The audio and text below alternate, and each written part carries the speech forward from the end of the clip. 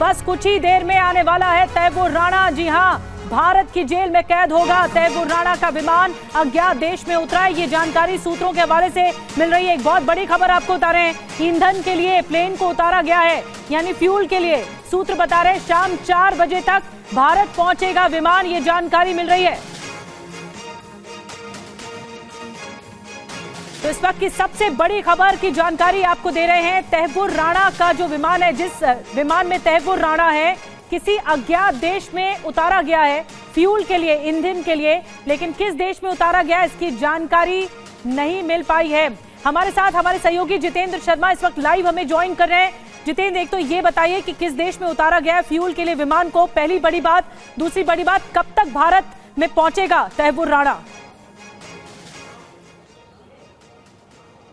जी बिल्कुल, देखिए निधि, जो हमारे सोर्स हमें बता रहे हैं तकरीबन 4 बजे तक, शाम 4 बजे तक तैमूर राणा हिंदुस्तान पहुंचेगा और उसके बाद उसे ठीक यहाँ पर एनआईए हेडक्वार्टर पर लेकर आया जाएगा। दरअसल जो देरी हुई, सुबह तकरीबन 7 बजे विमान को आना था, लेकिन देरी रिफ्यूलिंग की वजह से हुई है। एक देश पर रोका गया है विमान को जहाँ पर रिफ्यूल किया जा रहा है विमान को, और उसके बाद अब विमान वहाँ से निकला है। तो जाहिर सी बात है जो 2 से 3 घंटे का वक्त लगा, जो देरी हुई वो इसी वजह से हुई। और अब जो वक्त है वो तकरीबन 4 बजे का बताया जा रहा है, जब तैमूर राणा को इसी एनआईए हेडक्वार्टर में लाया जाएगा और उससे आगे की पूछताछ की जाएगी। औपचारिक तौर पर उसको गिरफ्तार किया जाएगा, अरेस्ट मेमो भरा जाएगा, उसका मेडिकल होगा और फिर यह तय होगा कि आखिरकार किस तरीके से उसको कोर्ट में पेश करना है। क्या फिजिकली कोर्ट में पेश करना है या फिर वीडियो कॉन्फ्रेंसिंग के जरिए उसको पेश करना है। जी बिल्कुल जितेंद्र, लेकिन आज ही सब कुछ होगा, मेडिकल भी कराया जाएगा तैमूर राणा का। आप बता रहे 4 बजे तक ये लैंडिंग हो सकती है विमान की।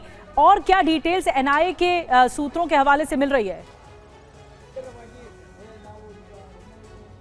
जी बिल्कुल, देखिए सबसे पहले मैं आपको दिखाना चाहूंगा, ये देखिए ये एनआईए हेडक्वार्टर है और बाकायदा यहाँ पर बीएसएफ की तैनाती कर दी गई है। मैं चाहूंगा कैमरामैन मनीष आपको दिखाए, ये देखिए बीएसएफ के जो जवान हैं वो अत्याधुनिक हथियारों के साथ पूरे स्ट्रेच पर, यानी कि जो पूरा एनआईए का दफ्तर है उसके ठीक सामने तैनात कर दिए गए हैं बीएसएफ के जवान। और आम लोगों के लिए आवाजाही जो है वो पूरे तरीके से रोक दी गई, क्योंकि अब से कुछ घंटों बाद तैमूर राणा इसी एनआईए हेडक्वार्टर के अंदर पहुंचेगा। लिहाजा उसको कहाँ रखना है, ग्राउंड फ्लोर पर बाकायदा यहाँ पर एक सेल बनाया गया है एनआईए का, जहाँ पर उसको रखा जाएगा। साथ ही जो जहां पर उससे पूछताछ होगी वो जगह तय हो चुकी है। इसके अलावा जो टीम पूछताछ करेगी उस टीम का भी गठन हो चुका है। तो कहा जा सकता है कि एनआईए की तरफ से तैयारी पूरी कर ली गई है।